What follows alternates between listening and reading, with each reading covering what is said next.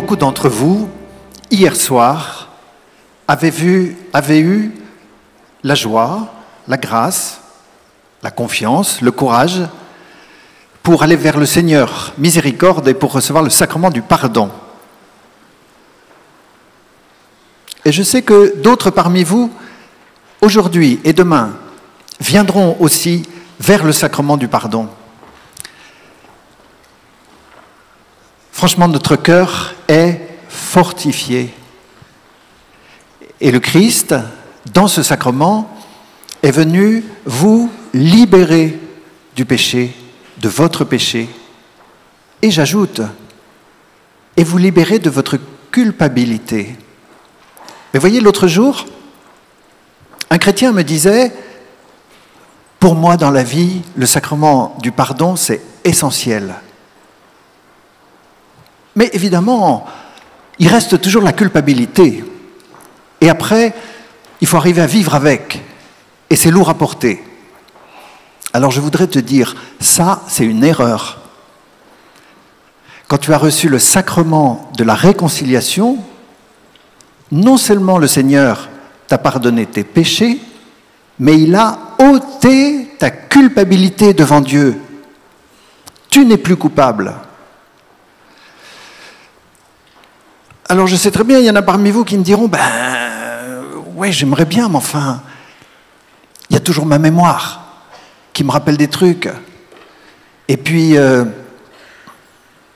le souvenir de mes péchés. Et puis, il y a mes tentations qui m'agressent et qui, en permanence, me talonnent. Je me sens coupable. Alors je voudrais te dire, là, il y a un acte de foi. Est-ce que tu mets ta foi dans tes émotions, ton imagination, ton ressenti intérieur? Ou est-ce que tu mets ta foi dans le Christ qui t'a libéré non seulement du péché, mais de la culpabilité liée au péché? Là, il y a un acte de foi. Alors, analysons. Oui, dans la confession, le Seigneur m'a vraiment libéré du péché et de la culpabilité. Et pourtant, mon émotionnel continue à me faire des reproches. Ma mémoire continue à me rappeler des fautes. Mon imagination n'est pas libérée des tentations. Oui, ce sont là les blessures liées, consécutives au péché, donc la mémoire garde des traces. Mais la force du sacrement, c'est que le Christ me libère, te libère de la culpabilité. Aussi, je t'invite à un acte de foi. Le Christ t'a libéré, il est plus fort que tes voix intérieures négatives. Ne te laisse pas intimider. Ce matin, je ne sais pas si vous avez remarqué dans la louange, on a ouvert l'évangile de Saint Marc, cette parole de Jésus. « Laissez les petits-enfants venir à moi, affirme Jésus, car le royaume des cieux est à ceux qui leur ressemblent. » Et je ne sais pas si vous avez remarqué, mais juste après, il y a eu la prière d'un des frères. « Seigneur, accorde-nous d'être comme les petits-enfants, permets-nous d'accueillir nos faiblesses et nos fragilités. » C'est le thème dans lequel je voudrais entrer ce matin. Car la miséricorde de Dieu pardonne nos fautes, mais reste nos faiblesses. Qu'est-ce qu'on en fait? Comment Dieu agit quand je suis confronté à ma vulnérabilité, à mes faiblesses? Comment Dieu les transforme-t-il? Alors, je vous partage bien simplement que quand on m'a demandé d'aborder ce thème, au lendemain du sacrement de la réconciliation, je n'avais pas réalisé que ça allait, en fait, m'impacter personnellement assez fort. Il se trouve que j'ai eu la chance, la grâce, au mois de juillet, de pouvoir vivre un long temps de retraite. Et merci Seigneur, le Seigneur m'a parlé, a renouvelé au fond de ma personnalité l'appel. Et vous imaginez bien que pour un évêque, que le Seigneur renouvelle son appel pour me redonner la source de ma mission, c'est le grand cadeau. Mais je vous avoue que durant ce temps de retraite, j'ai été aussi plongé dans mes faiblesses, la fragilité de ma personnalité, tout ce qui fait que ma mission me panique à certains moments parce que je connais mes limites et que je connais mes blessures. Et du coup, ce thème, c'est bien celui que je voudrais aborder avec vous ce matin, au lendemain du sacrement du pardon et de la confession où le Seigneur me pardonne. Je reste avec mes fragilités, je reste avec mes traumatismes, mes blessures. Qu'est-ce que j'en fais? Comment j'avance? Voilà ce que je voudrais ainsi aborder avec vous. Et du coup, disons-le tout de suite, il y a bien un combat. Plutôt un combat intérieur d'ailleurs qu'un combat extérieur. Il y a bien un combat. Le Concile de Vatican II a une parole très belle pour nous aider à vivre ce combat, et je voudrais vous le dire tout de suite, vous allez remarquer que, au lieu que mon combat, avec mes limites,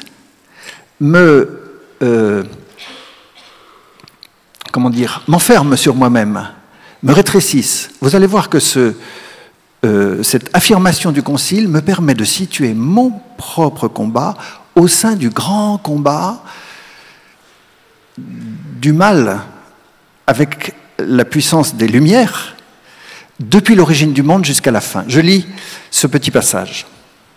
Un dur combat contre les puissances des ténèbres passe à travers toute l'histoire des hommes. Commencé dès les origines, ce combat durera, le Seigneur nous l'a dit, jusqu'au dernier jour.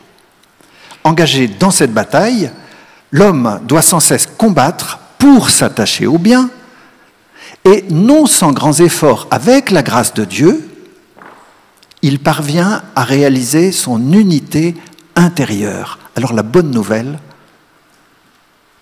c'est qu'il y a un lien entre ce combat, je dirais à certains moments je le subis, il y a un lien entre ce combat et la réalisation de mon unité intérieure. Et je sais très bien que nombre d'entre vous, qu'est-ce que vous êtes venus à chercher à Paray-le-Monial? Dans une vie dispersée, vous êtes venus chercher l'unité de votre personnalité, comprendre l'orientation, comprendre l'unité et l'unification.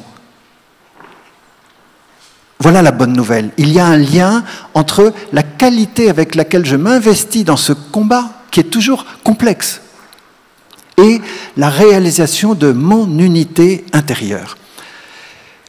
Avec François, le pape François, il revient dans sa dernière exhortation apostolique avec grande force sur ce combat personnel, et il a des paroles, je trouve, fort viriles, qui expriment combien ce combat est de l'ordre du courage, de la force, avec une vision créatrice, et je cite le pape François. La vie chrétienne est un combat permanent. Il faut de la force et du courage pour résister aux tentations du diable et annoncer l'Évangile. Cette lutte est très belle. Voilà. Cette lutte est très belle, car elle nous permet de célébrer chaque fois le Seigneur vainqueur dans notre vie. Vous voyez, c'est intéressant parce que le pape n'est pas en train de parler de ce combat en soupirant « Oh, la vie est dure, il faut bien l'affronter ». Non, non, il n'est pas du tout dans subir. Non, non, il est dans un élan, un dynamisme, une lutte permanente contre le diable qui est le prince du monde. Alors, cher ami, tu désires la lumière. Tu désires mettre ta vie sous la lumière de Dieu, du Christ. Et puis, comme moi, tu es aussi confronté aux puissances des ténèbres. Et tu sens bien l'esprit du monde qui pénètre en toi et qui essaye d'avoir une emprise sur ta personnalité, sur ta volonté. J'ai pas de volonté. Sur ton imagination. Elle est folle, mon imagination. Donc tu sens bien cette emprise des puissances des ténèbres. Et parfois tu gémis. Et parfois tu te sens esclave, addict, comme on dit aujourd'hui. Parfois tu te sens addict aux idées noires. Toujours les idées noires et les idées négatives, et voir les autres en négatif, et voir l'avenir en négatif. Tu te sens addict au mensonge, ou à la tristesse, spirale de la tristesse. Ou tu te sens addict à la critique, pour te protéger, toujours critiquer. Ou tu te sens addict au matérialisme. Ou addict à la pornographie. Ou addict au mépris de l'autre. Ou addict au mépris de toi-même. Tu te vois toujours en négatif. Face aux puissances des ténèbres, je connais des jeunes, un groupe de jeunes, c'est un groupe de prière, sûrement qu'il y en a parmi vous qui les ont connus, ils se sont fait un sweat pour s'identifier. Et qu'est-ce qu'il y avait écrit sur le sweat? Jesus Addict. Jésus est mon addiction. Tu vas dire, non, pas Jésus. Jésus est ma libération, pas mon addiction. Ah, attention. Précisément, quand je sens la puissance des ténèbres et l'emprise qu'elles ont sur moi, il me faut une addiction plus grande. Jesus Addict, c'est l'affirmation « Jésus est mon addiction ». Ça veut dire quoi? Ça veut dire « Jésus, j'ai décidé de me mettre sous ton emprise. J'ai décidé que c'est toi qui prendrais pouvoir sur mon âme, sur ma personnalité et sur ma liberté. Jésus, prends pouvoir dans ma vie. »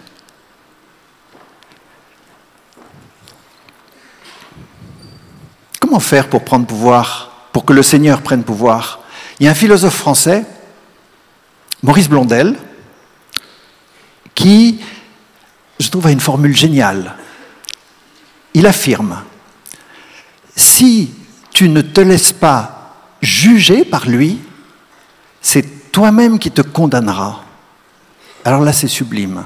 Et je trouve qu'ici, dans la cité du cœur de Jésus, où vous êtes invités à venir contempler le cœur de Jésus et vous laisser regarder par le Christ. Vous connaissez ce chant? N'aie pas peur. Laisse-toi regarder par le Christ. Laisse-toi regarder car il t'aime. J'ajoute, n'aie pas peur, laisse-toi juger par le Christ. Parce que si tu ne te laisses pas juger par lui, c'est toi-même qui te condamneras. Et ça, c'est le drame de l'homme moderne, c'est qu'il croit, et nous croyons tous, que c'est nous-mêmes qui allons sauver notre vie. Laisse-toi juger par lui, parce que son jugement est miséricorde. Si je me laisse à mes propres auto-jugements, j'entre tout de suite dans la critique, dans le préjugé. C'est réducteur sur les autres et sur moi. Et donc forcément, je m'auto-condamne.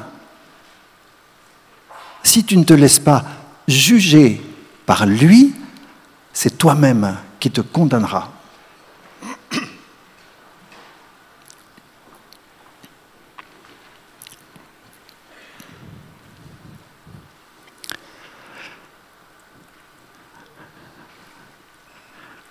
Un jour, Jésus accueille ceux qui portent lourd. Et il leur dit, « Venez à moi, vous tous, qui peinez sous le poids du fardeau. Et moi, je vous donnerai le repos. Et il ajoute, prenez sur vous mon joug, devenez mes disciples, car je suis doux et humble de cœur. Vous trouverez le repos pour votre âme, mon joug est facile à porter et mon fardeau léger. Je ne sais pas comment vous l'entendez ça. Je suis doux et humble de cœur. Il se vante le Seigneur là. Je suis doux et humble de cœur. Dans la tradition du Carmel, on ne pense pas du tout que le Seigneur est en train de se vanter. On pense que le Seigneur est en train, à ce moment-là, de faire une confidence. Je suis doux et humble de cœur. C'est un jour où le Seigneur a un ressenti d'écrasement. Humble de cœur parce qu'il n'est pas dans la force physique. Alors on peut dire, bien sûr, il y a des jours où le Seigneur était fatigué. Certainement. Mais ce que m'inspirent les maîtres du Carmel, c'est de comprendre qui est la personnalité de Jésus que nous contemplons. Jésus-Christ, il est vrai Dieu et vrai homme, ensemble. Vrai Dieu et vrai homme. Et à certains moments, c'est, je dirais, l'harmonie de la divinité et de l'humanité dans la même personnalité. Mais à d'autres moments, parce que notre humanité et son humanité est limitée, elle se trouve comme écrasée par la divinité qui est illimitée, infinie. Et que du coup, cette parole, je suis doux et humble de cœur, c'est Jésus qui fait une confidence, du ressenti d'ailleurs, de son corps et de son âme, confidence qu'en lui, la divinité écrase en ce moment l'humanité. Et du coup, il est humble, doux, sans défense, accueillant. Je dis ça parce que pour nous, c'est extrêmement important. Alors, et c'est ce que je vais aborder ensuite. Comment, à certains moments, ce ressenti de faiblesse dans notre expérience n'est pas seulement consécutive au péché, mais qu'à certains moments, elle est le fait que comme nous sommes habités par l'Esprit Saint et par la grâce de Dieu, quelque chose est trop fort en nous. Du côté de la grâce de Dieu, je ne dis pas trop fort que ça nous détruise, mais voyez, ça porte à saturation notre ressenti sensible. Alors, soyons très clairs, pour Jésus, ce phénomène n'est absolument pas lié au péché, puisque pour Jésus, il est absolument sans péché, et comme on dit, c'est uniquement la conséquence de l'union hypostatique dans le Christ. Alors pour nous c'est différent, parce que notre ressenti de fragilité, de faiblesse, pour une part est lié à notre péché, et pour une part est lié à la grâce. Alors pour poursuivre, je vais me tourner vers Thérèse de l'Enfant Jésus, parce que à travers des anecdotes de sa vie, nous percevons avec grande simplicité des choses très essentielles de ce mystère de la puissance de Dieu dans la fragilité de l'homme. Je vais vous raconter deux anecdotes. Thérèse de l'Enfant Jésus, donc Thérèse de Lisieux. Donc la première anecdote, Thérèse a 22 ans. On est en 1895 à Lisieux, au Carmel. Thérèse est carmélite depuis l'âge de 15 ans, donc ça fait 7 ans qu'elle est au Carmel. Et on est dans la période après la Pentecôte. Donc elle a vécu tout le carême. Alors c'est à fond elle l'a vécu. La prière, la pénitence, et puis le grand désir. Bien, vécu le carême, puis tout le temps pascal, il y a eu la Pentecôte, et le mardi, après la Pentecôte, Thérèse a une soif d'amour, une soif d'aimer et d'être aimée. Et en particulier, elle est poussée par une motion pour se donner, une immense envie de se donner. Et du coup, ce mardi, après la Pentecôte, elle écrit une prière pour exprimer ce don à Dieu qu'elle désire faire. Ça s'appelle « Acte d'offrande à l'amour miséricordieux du bon Dieu ». Alors, je dis une prière, à vrai dire, c'est même plus qu'une prière, c'est un acte. Dans le sens qu'elle s'implique, elle s'engage, elle se livre dans cette prière. Je ne vais pas vous la lire en entier parce qu'elle est extrêmement longue, mais je vais m'arrêter sur le premier paragraphe parce que nous allons observer dans le premier paragraphe ce qu'on appelle la petite voix de Thérèse, la voix d'enfance, c'est-à-dire une espèce de secret précisément de comment on fait pour entrer dans la sainteté quand on est confronté à ses imperfections, à ses péchés et à ses limites. Alors je vous lis le premier paragraphe qui va nous aider à saisir quelque chose de ce secret de la petite voix d'enfance. Ô mon Dieu, Trinité bienheureuse, je désire vous aimer et vous faire aimer. Je désire travailler à la glorification de la Sainte Église en sauvant les âmes qui sont sur la terre et en délivrant celles qui souffrent dans le purgatoire. Je désire accomplir parfaitement votre volonté et arriver au degré de gloire que vous m'avez préparé dans votre royaume. En un mot, je désire être une sainte. Mais je sens mon impuissance. Et je vous demande, ô mon Dieu, d'être vous-même ma sainteté. Alors je vais relever 3 éléments de ce premier paragraphe qui nous aident à capter c'est quoi la petite voix de Thérèse de l'Enfant Jésus. Voilà, 3 éléments. Premier élément, je ne sais pas si vous avez perçu dans ce que je viens de lire la présence du désir. Ô mon Dieu, Trinité bienheureuse, je désire vous aimer. Je désire travailler à la glorification de la Sainte Église. Je désire accomplir votre volonté. En un mot, je désire être une sainte. C'est hyper important de mesurer l'intensité du désir chez Thérèse à ce moment-là. En ça, elle est bien fille de la grande Thérèse, Thérèse d'Avila, qui disait aux Carmélites « Mes filles, je vous veux animer de grands désirs. » Et du coup, chers amis, je m'adresse à vous en ces jours bénis du Forum des Jeunes. Identifie tes grands désirs, tes beaux désirs, tes désirs les plus nobles. Notre sainteté a besoin de pouvoir trouver une base dans les désirs qui animent notre personnalité, notre destinée sur la terre. Je t'invite, en ce moment où je te parle, à identifier quels sont mes grands désirs, mes idéaux.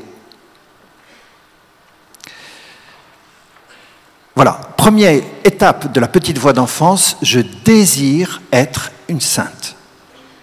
Deuxième étape, je désire être une sainte, mais je sens en moi mon impuissance.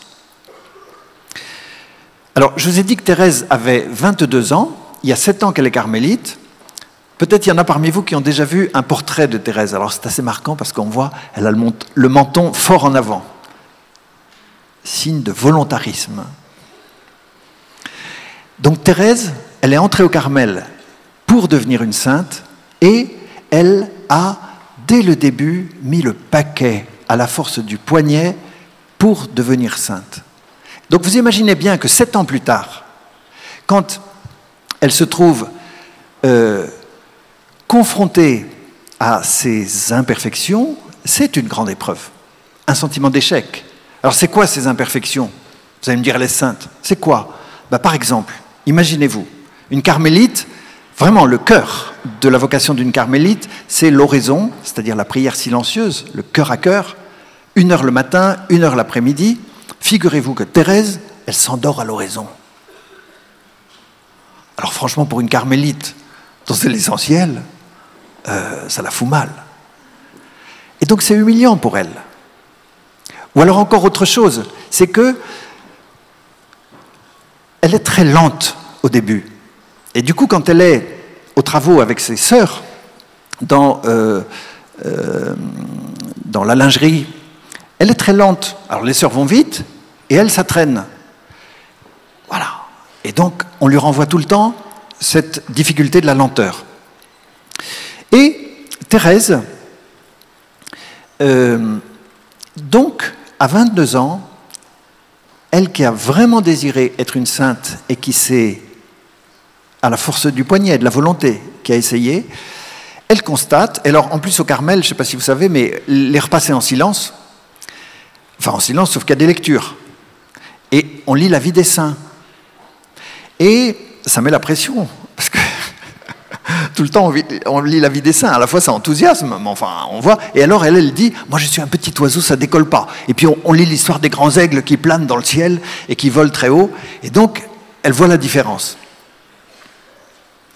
Cette étape, cette deuxième étape, je désire être une sainte, mais je sens mon impuissance, c'est une étape de tentation. Et je m'arrête sur 2 tentations majeures de cette étape, parce que je sais très bien que la plupart des chrétiens sincères, qui ont un certain désir de la sainteté, se trouvent confrontés à ces étapes. Quelles sont les 2 tentations qu'elle rencontre? La première tentation, c'est le découragement. C'est quoi le découragement? Sur le chemin de la sainteté, le découragement, c'est le moment où tu te dis, de toute façon, je sais très bien que j'y arriverai jamais. Ou encore, de toute façon, je retombe tout le temps dedans, je sais très bien que c'est moi, ça. Et tu vois des paroles enfermantes qui te découragent terriblement. Autrement dit, le découragement, j'aimerais bien être une sainte, mais je retombe tout le temps dans les mêmes défauts, les mêmes imperfections et le même péché. Deuxième tentation, alors elle est plus sournoise, la deuxième tentation c'est la suivante. Quand j'étais jeune, j'avais 20 ans, j'avais des grands désirs. Maintenant j'ai 40 ans, je suis réaliste. J'ai vécu la vie, j'ai vu que ce n'était pas possible, et maintenant je prends un profil moyen. Donc la deuxième tentation, c'est de ne plus croire aux grands idéaux, de ne plus oser écouter ces grands désirs.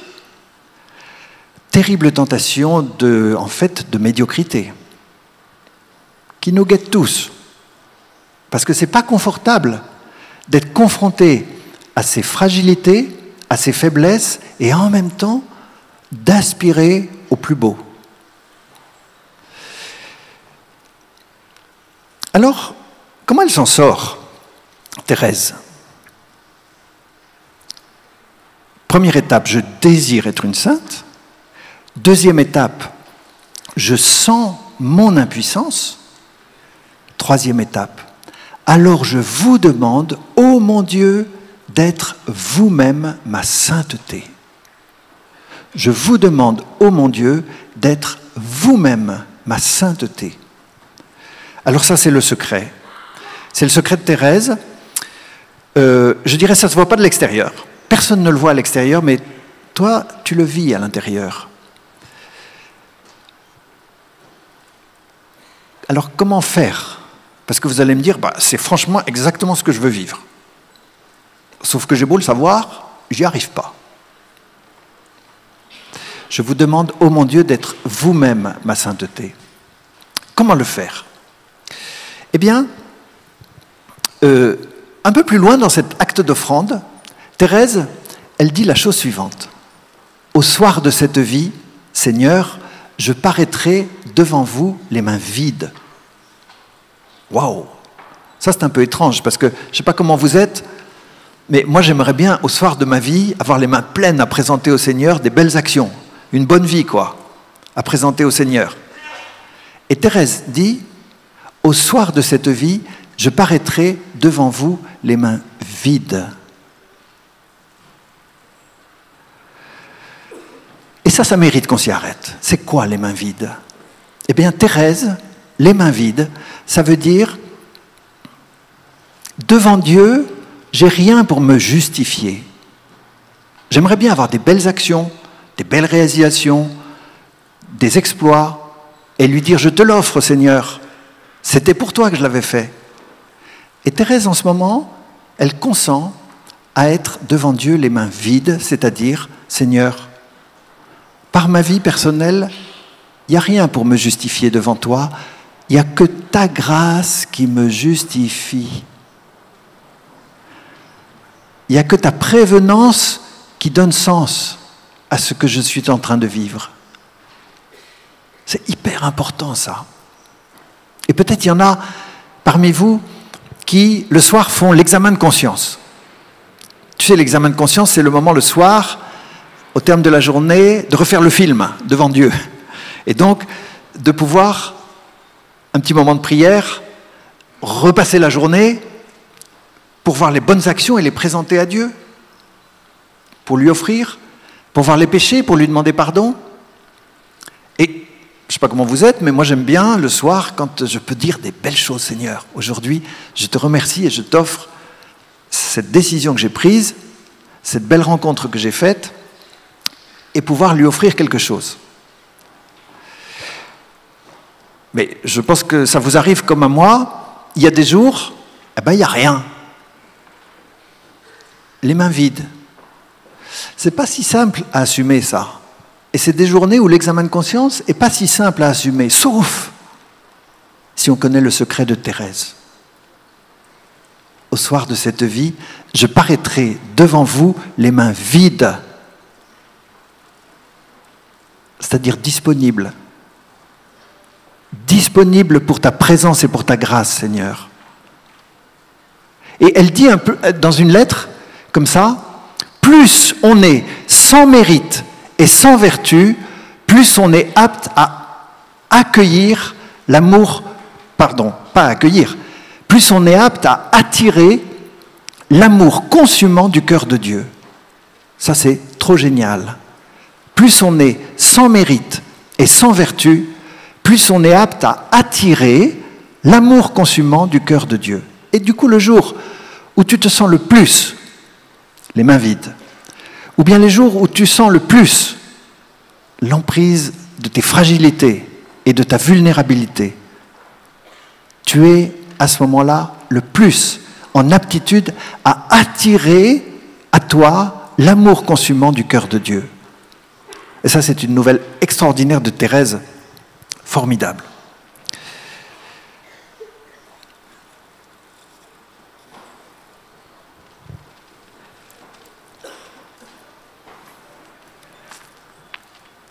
Il y a une autre chose qui n'est pas facile à vivre et qui ne touche pas forcément maintenant les fragilités. C'est quoi? C'est l'obscurité. Autrement dit, dans ma vie, il y a des moments où le Seigneur a été lumineux. Il a été clair pour moi. Il me montrait le chemin. Je lisais la parole et ça me parlait. Je chantais la louange et j'étais dans la joie et l'exultation. Et puis, en ce moment, c'est tout le contraire. J'ai plus de ressenti. Quand je prie, j'arrive plus à solliciter mon imagination et mon émotionnel. Il ne se passe rien. C'est le vide ou l'obscurité. Puis pour avancer dans la vie, j'y vois pas à plus d'1 mètre devant moi. Voilà, l'obscurité. Comment je gère?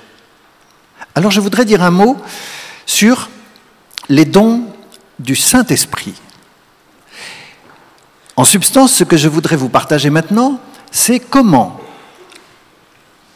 le Saint-Esprit, quand il influe sur les dons que nous avons reçus, à certains moments, il, on dirait, les retourne, et donc le ressenti subjectif que nous avons est exactement contraire à ce que l'Esprit Saint est en train de faire. Vous allez me dire, qu'est-ce que c'est qu'il nous raconte et tout? Ok.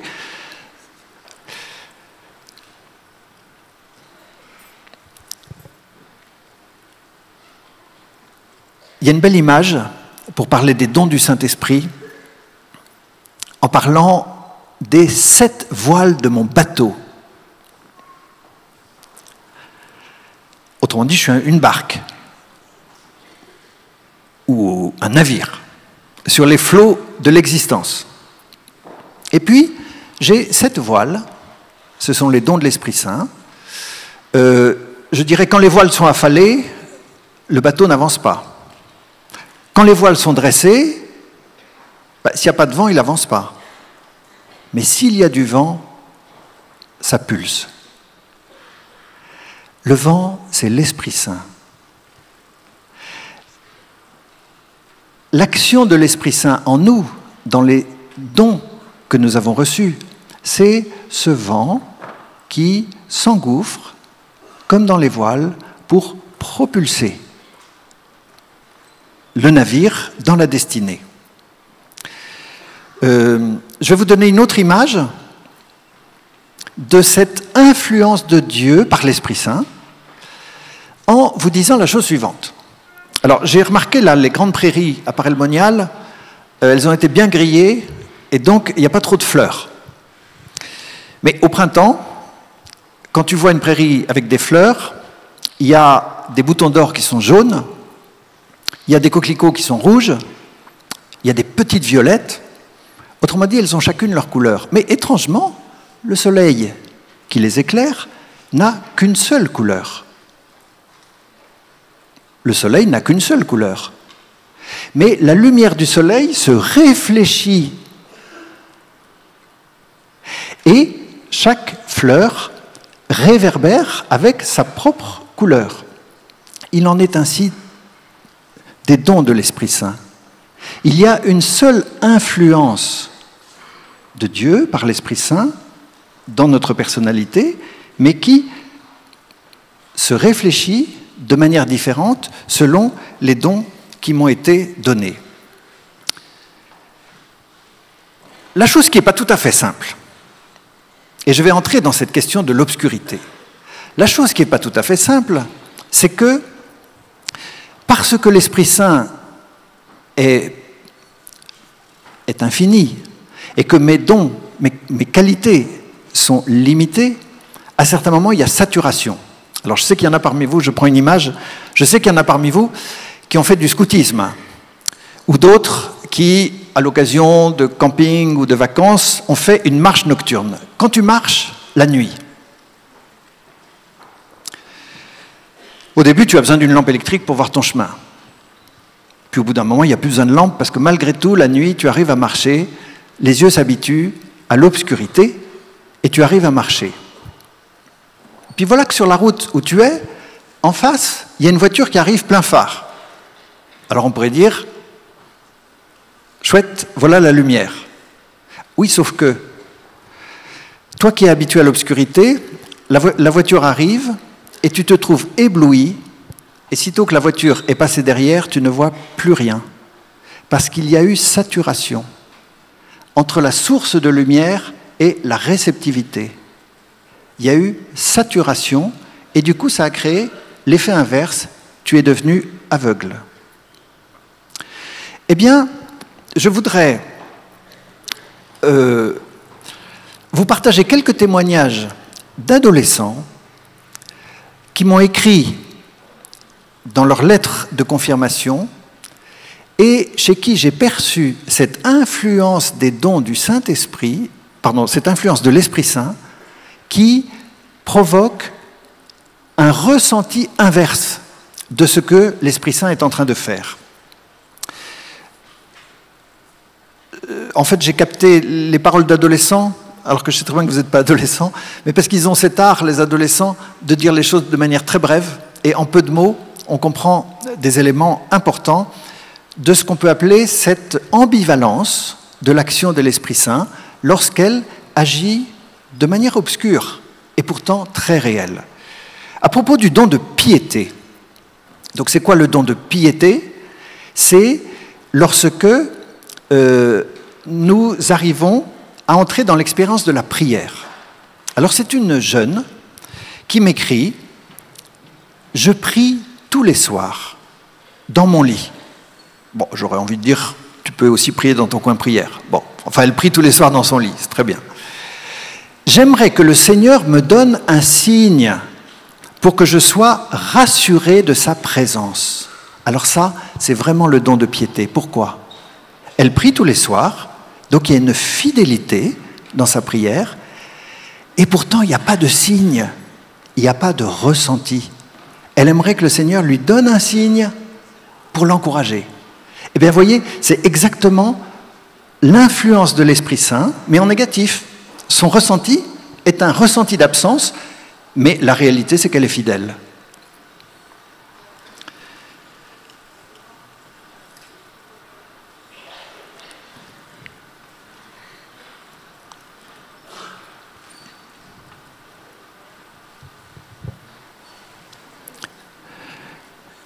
Il y a un grand saint, c'est Vincent de Paul, qui a expérimenté comme ça le don de force. Vincent de Paul, c'est un homme qui avait beaucoup de talent, un leader, un homme de prière, un créatif. Il a initié un certain nombre de congrégations. Or, ceux qui le fréquentaient de près voyaient qu'à certains moments, il était tout le contraire. Hésitant, timide, indécis. Mais ce qu'ils ont remarqué, c'est que cette étape précédait toujours un moment de grande décision.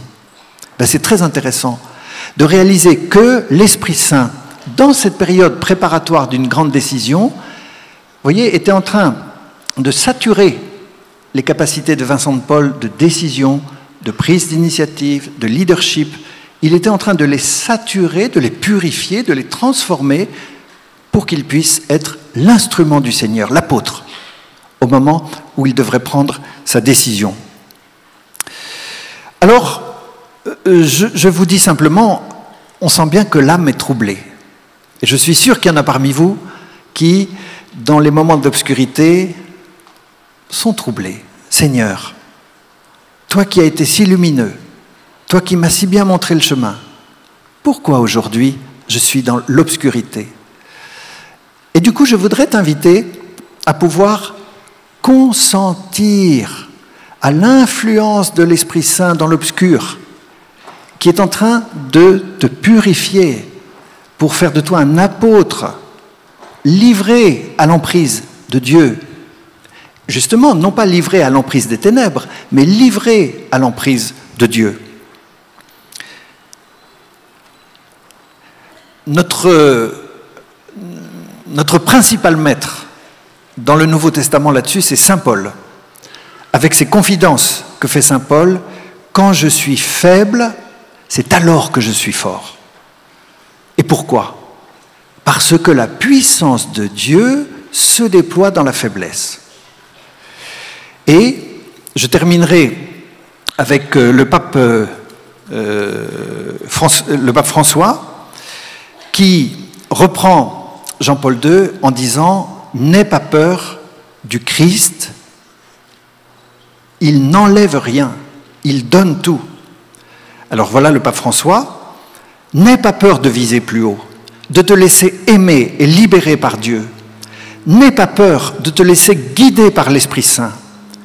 La sainteté ne te rend pas moins humain, c'est la rencontre de ta faiblesse avec la force de la grâce. » Et il ajoute, comme disait Léon Bloy, dans la vie, il n'y a qu'une seule tristesse, c'est de ne pas être des saints. Merci.